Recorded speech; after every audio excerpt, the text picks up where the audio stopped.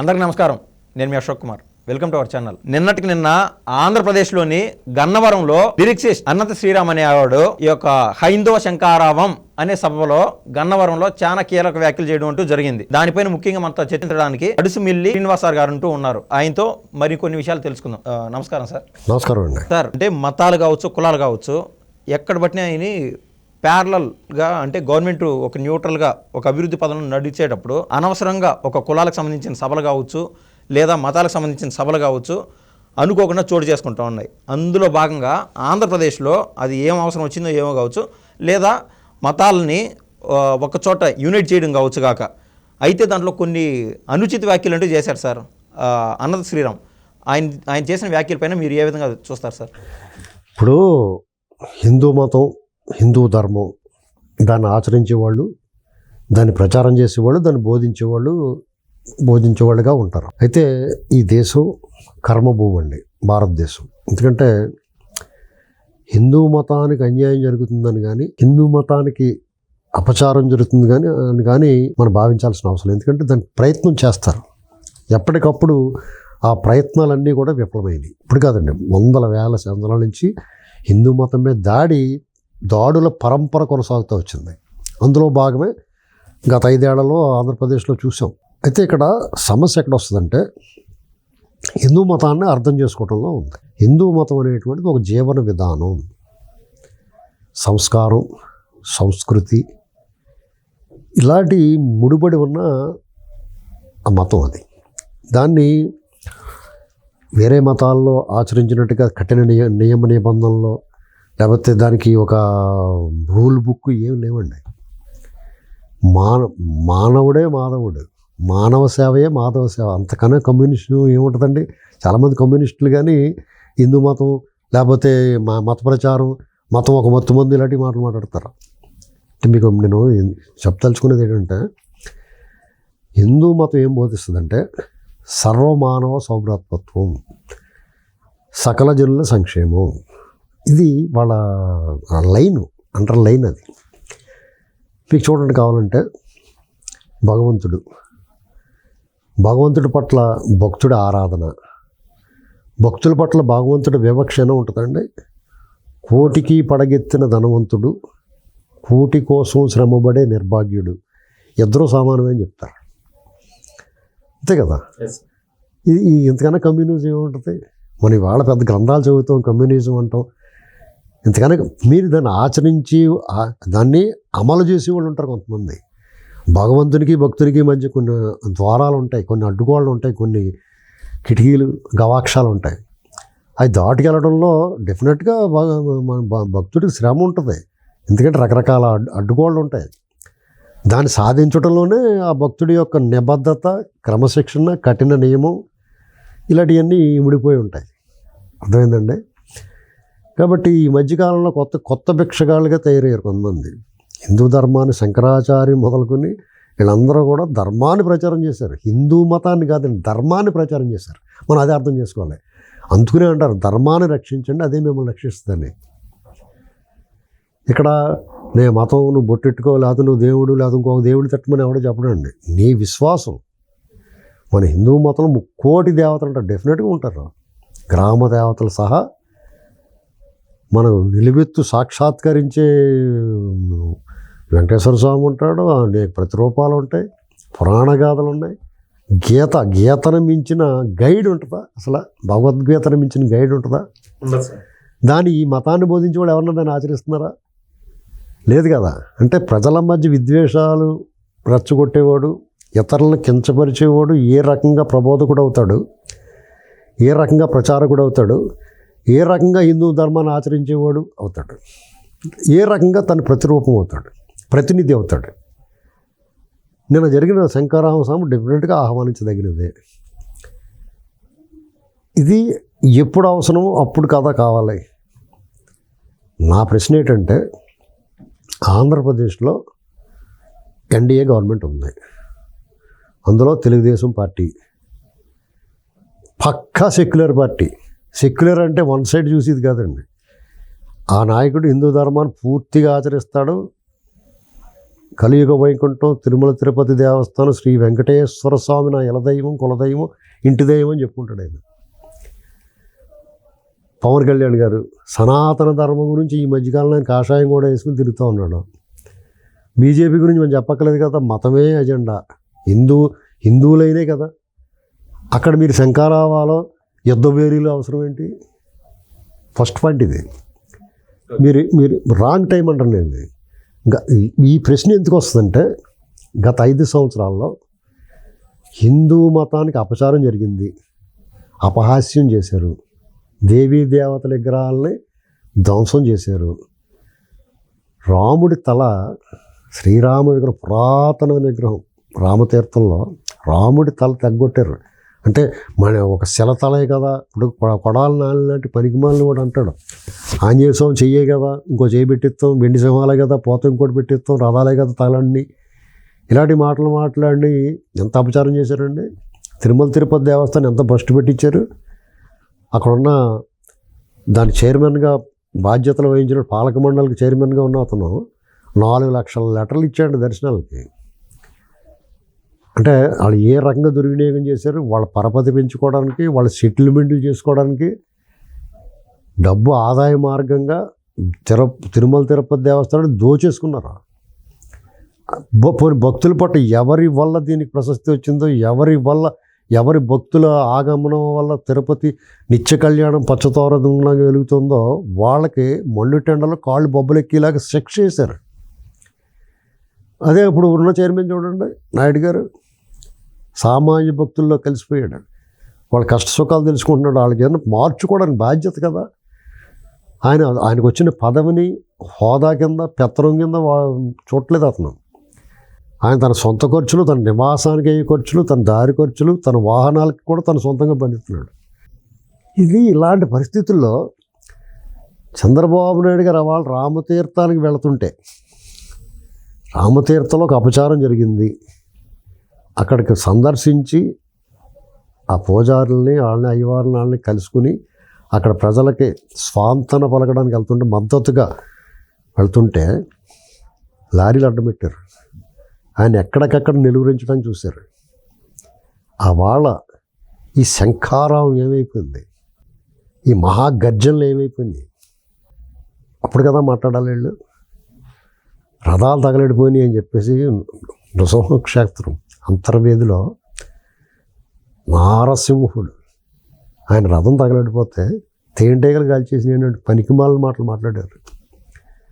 అప్పుడు మీ గొంతు ఏమైంది? ఒక స్వామీజీ ఉన్నాడు, ఆయన అందరూ కూడా సాక్షాత్తు భగవత్ స్వరూపం కింద భావిస్తారు. అయితే ఆయన చాలా సంపన్నులకి, ధనవంతులకి తప్ప అపాయింట్మెంట్ ఇవ్వడం. ముచ్చింతల్లో ఒక విగ్రహాన్ని ఆవిష్కరణ చేశాడు. అప్పుడు అందరినీ పిలిచాడు, చాలామంది వచ్చి వెళ్ళారు. జగన్మోహన్ రెడ్డి కూడా వెళ్ళాడు. ముసిముసి నవ్వుల్లో కూడా చేతులు పిసుక్కుంటా, బిత్తర చూపులు చూస్తా, బిడియంగా వెళ్ళాడు.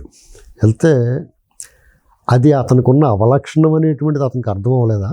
దాన్ని చూసి ఏమంటాడు తెలుసా, ఇతను చాలా వినయ విధేయతలు కలిగిన వాడు, ఎంత ఉన్నత స్థానానికి వెళ్ళినా అణిగిమణిగి ఉంటున్నాడు అని చెప్పాడు. ఒకవేళ నిజంగా అతను అనుకున్నట్టుగా అలాగే అణిగిమణిగి ఉన్నా కానీ అతి వినయం దూర్త లక్షణం అని తెలియదా? ఆ మాత్రం గ్రహించలేని వాడు నువ్వు ప్రజలకి, భక్తులకి హిందూ మతం గురించి ఏం ప్రచారం చేస్తావు, ఏం ప్రబోధిస్తావు, నీ అవగాహన శక్తి ఏ మేరకు ఉంది? వీళ్ళందరూ ఇక్కడ సభ జరపడంలో కానీ, హిందూ మతానికి అపచారం జరగకూడదని గొంతెత్తి మాట్లాడడం కానీ, ఎట్టి పరిస్థితులను తప్పు పట్టకూడదు. దేవాలయాల బాధ్యత భక్తులకు అప్పచెప్పాలంటున్నారు. ఎవరికి అప్పచెప్పాలి? చిన్నజీయర్ స్వామికిని, ఎత్తడ పాళత పేళామోకం స్వరూపానంద స్వామికినా? ఆ స్వరూపానంద స్వామిని నేను ఖచ్చితంగా ఇలాగంటాను. ఒక పాళత పేళ, ఓ బుడ్డి మీర చెంబు, వాళ్ళ శిష్యుడు ఇప్పుడున్నవాడు. వీళ్ళు భూములు లాగేసి ప్రజలను తప్పుదారి పెట్టించి దొంగలకి, బందిపోటు దొంగలకి, దొండుపాళ్ళెం బ్యాచ్కి ఆశ్రయం కల్పించి వాళ్ళతో అంటగాగిన వాడు నువ్వు స్వామీజీగా నువ్వు ఏం చెప్పదలుచుకున్నారు? మతం, ఈ మతాన్ని ఎందుకు ప్రశ్న పట్టించి తలుచుకున్నారా? కమలానంద భారత్ లేరా? ప్రజలు ఇప్పుడు భగవంతుడంటే, భగవంతుడిని ఆరాధించేవాళ్ళు, మతం అంటే ఏంటి? ప్రజల సమూహం, వాళ్ళు మంచి మార్గం వైపు నడిపించడం. ఈ దొంగల ముఠాతో చేరిన వాళ్ళందరినీ మీరు ఎలాగ గౌరవిస్తారు? ఆ సభలో మీరు ప్రచారం చేయొచ్చు, బాగా చూడాలని చెప్పొచ్చు, ఈ ప్రభుత్వానికి హితవు చెప్పాలి. ఎందుకంటే ఆ ప్రభుత్వం ఉన్నది ఎన్డీఏ గవర్నమెంట్. అక్కడ హిందూ మతానికి వ్యతిరేకమైన ప్రభుత్వం కాదు, అక్కడ వ్యక్తులు కూడా వ్యతిరేకం కాదు. అటువంటప్పుడు ఒక వ్యక్తి, సినిమా గేయ రచయిత అనంత శ్రీరామ్ అనేటువంటి వ్యక్తి ఆ వదరబోతు మాటలేంటి? ఏం చూసుకుని ఎవరిని వెనకాల ఉన్నారనుకుంటున్నావు? నువ్వు ఒక్కడవే హిందువా? సనాతన ధర్మాన్ని నువ్వు ఒక్కడవే పాటిస్తావా? సనాతన ధర్మాన్ని ఈ దేశంలో ప్రతి హిందువు ఉదయం లేచిన వెంటనే పరిశుభ్రంగా స్నానం ఆచరించి భగవంతుడి ముందు నిలబడి 2 నిమిషాలు దండం పెట్టుకున్న ప్రతి ఓడు హిందువే. తోటివాడికి సాయం చేసేవాడు, ఎదుటివాడిని కించపరిచినవాడు, ఎదుటి మతాన్ని అసభ్య పదాలతో దూషించినవాడు, పరమత సహనం కలిగిన ప్రతివాడు హిందువే. మీరేంటి మాట్లాడుతున్నారు? అక్కడ కృష్ణా జిల్లాలో నిలబడి కృష్ణా జిల్లాకు సంబంధించిన ఆయన కర్ణుడిని ప్రధాన పాత్రగా వీరుడు సూర్యుడు అని చెప్పడం తప్పని చెప్తావా? కాదా? ఖచ్చితంగా కర్ణుడు దానకర్ణుడు, మహావీరుడు, దుష్టజన సాంగత్యం. నువ్వు కూడా పండితుడివే. లేకపోతే స్వరూపానంద కూడా ఆయన సన్యాసం బాగానే స్వీకరించాడు, కానీ వీళ్ళు ఎక్కడ చెడిపోతారు? దుష్టజన సాంగత్యం వల్ల. కర్ణుడు మహావీరుడే, కానీ దుర్యోధను లాంటి దుష్టులతో సాంగత్యం వల్ల అతను చెడిపోయాడు. ఇది కదా మీరు చెప్పాల్సింది. మహాభారతం అదే చెప్పింది. మీరు ఏమర్థం చేసుకున్నారు మహాభారతాన్ని? కర్ణుడు మహావీరుడు, సహజ కవచ కుండలాలు తన ప్రాణరక్షణ కోసం ఉన్న దాన్ని ఉదరం చీల్చి ఇచ్చేసాడు కదా. అడిగితే ఎడం చేతితోటి, కుడి చేతితోటి కదా ఇవ్వాలంటే ఎడం చేతి నుంచి కుడి చేతిలోకి ఇల్లు లోపల మనసు మారిపోద్దేమో అని చెప్పేసి తక్షణం ఇచ్చేసాడు కదా. అటువంటి ధీరోదాత్త పాత్రని, అది కల్పితమో నిజమో ఏమైనా కానివ్వండి, ఒక సందేశం కదా ఉంది అందులో. అతను కీర్తిస్తూ లేదా అతని క్యారెక్టర్ని, ఆ పాత్రని ఒక ప్రభావవంతమైన ఆదర్శవంతమైన పాత్రగా తీర్చిదిద్ది స్వయంగా తానే పోషించిన ఎన్టీ రామారావు గారిని నువ్వు అవమానిస్తున్నావా? ఎన్టీ రామారావు గారిని మించిన హిందువు ఉన్నాడా? నిలువెత్తు కాషాయం ధరించి తనకు తాను హిందువుగా ప్రకటించుకుని దమ్ముగా తనను తాను హిందువుగా ప్రకటించుకున్నాడు ఆయన. తన బిడ్డలందరికీ కూడా, మగవారందరికీ కూడా కృష్ణనామధేయం, ఆడబిడ్డలందరికీ ఈశ్వరనామధేయం పెట్టుకుని సాక్షాత్తు తన ఇంట్లోనే దైవాలను చూసుకున్న ఎన్టీ రామారావు గారి గురించా? 60-70ల్లో కమ్యూనిజం ఎలా ఉందండి? ఈ దేశాన్ని కమ్యూనిస్టు చేతుల్లోకి వెళ్ళిపోయి పరిస్థితులు అప్పుడు. ఆయన పురాణ పాత్రలు పోషించి పండిత పామరులందరూ కూడా మన పురాణాల విశిష్టత, వైశిష్ట్యం, గొప్పతనం, చరిత్ర, సంస్కృతి, భక్తి పారవేశంలో ముంచి తేల్చలేదైనా. ఆయన రూపురేఖ లావణ్యాలు, అర్ధ నిమీలిత నేత్రాలతోటి భగవంతుడి స్వరూపాన్ని మనకు సాక్షాత్కరించలేదు.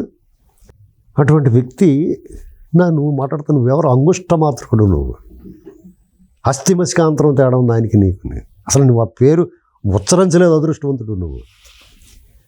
అయినా సరే శ్లేష, నీ మాటల్లో శ్లేష ఉంది. ఆ మహావ్యక్తి గురించి, హిందూ మతం గురించి ధైర్యంగా దమ్ముగా మాట్లాడిన వ్యక్తి గురించి నువ్వు ప్రదర్శించాడు కదా, చూపించాడు కదా. అనేక మందికి మహాభారతం, రామాయణం పామరులు ఉంటారు, చదువుకునే వాళ్ళు, వాళ్ళకి ఎలాగ అర్థమైంది? ఆ కాలంలో మనుషులు ఎవరిని అడిగినా చెప్తారు కేవలం ఎన్టీ రామారావు గారు. ఆయన నటించి నిర్మించిన చిత్రాల్లోనే. ఎస్, రావణాసురుడు కూడా గొప్ప శివభక్తుడు. శివభక్తుడు కాదా రావణాసురుడు? అతనిలో ధీరోదాత్త లక్షణాలు లేవా? అతను ఎందుకు చెడిపోయాడు అనేటువంటిది కూడా చూపించారు కదా. బుద్ధిమాంద్యం కాదు కదా. ఆయన బుద్ధి వక్ర మార్గాన్ని పట్టినప్పుడు ఎలాగ పతనం అయిపోతారు అనేటువంటిది అదొక సందేశం కదా. మాయాబజార్లో కల్పిత కథ అయినా సరే శ్రీకృష్ణుడు ఒంటి మీద ఆ మాయాబజార్ సినిమాలో పురాణ పాత్రలు ఏది కూడా పై వస్త్రం ధరించరు. అది గమనించారా మీరు? ఇలాగా మీరు ఒక మాట మాట్లాడుతున్నాం అంటే హిందూ ధర్మాన్ని భుజాన్ని వేసుకుని వాళ్ళు కొత్త బిచ్చగాళ్ళలాగా మాట్లాడితే మీకు ఏదో అయిపోద్ది అనుకుంటున్నారా? అంటే దానికి సమాధానం చెప్పి వాళ్ళు ఉండరు అనుకుంటున్నారా మీరు? ఒళ్ళు దగ్గర పెట్టుకుని మాట్లాడాలి.